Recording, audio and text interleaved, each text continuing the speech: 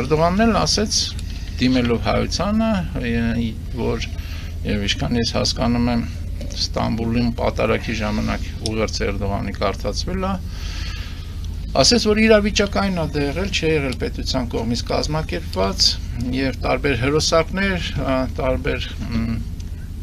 խմբեր եւ դրանից տուժել են հայերը, այո, եւ թուրքերն էլ են տուժել, չգիտեմ, այլ ազգերն են տուժել, դա չի եղել ցեղասպանությունի վերջում։ Բոլորս Օսմանյան կայսրությունում ապրող բոլոր ժողովուրդները դրանից տուժել են։ Հիմա տեսեք, դա շատ հետաքրքիր ուղերձ է։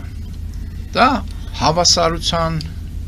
մեջ է դնում, այսինքն շերքի նույն նժարների վրա է դնում զոհին եւ մարդասպանին։ Նույն բանը անում է Փաշինյանը։